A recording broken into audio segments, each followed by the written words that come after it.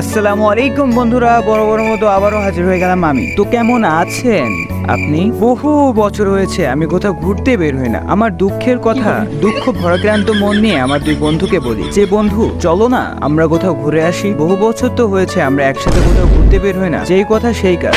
আমার বন্ধুরা নাচতে নাচতে আমার কথায় রাজি হয়ে যায়। তারপরের দিন সকালবেলাই আমার বন্ধু নাইম তার জানেমানকে নিয়ে হাজির হয়ে যায়, আর আমার পাগলা বন্ধু মাসুদকে সাথে নিয়ে আমরা রওনা দিয়ে দিই। রওনা তো দিলাম ভালো কথা, কিন্তু কিন্তু আশ্চর্যের বিষয় হলেও সত্য, এখন পর্যন্ত আমরা সিদ্ধান্ত নিতেই পারি নাই আমরা কোথায় ঘুরতে যাব। ঘুরতে আমরা যেখানেই যাই, তবে তার আগে আমার বন্ধু নাইমের জানেমানের পেট তো ভরাতে হবে। তাই দেরি না করে নাইমের জানেমানের পেট ভরিয়ে নিলাম। তারপরে আক্কার বাক্কার বাম্বে বউ আসি নাব্বে পুরে সো বলে যেদিকে হয় সেদিকে আমরা রওনা দিয়ে দিলাম। যেতে যেতেই গুগল ম্যাপে খুঁজতে থাকি আশেপাশে কোথায় পার্ক রয়েছে। হঠাৎ করেই চোখে পড়ে পদ্মা নদীর তীরে অবস্থিত একটি চমৎকার পার্ক, যেটি কুষ্টিয়া ভেড়ামারায় অবস্থিত এবং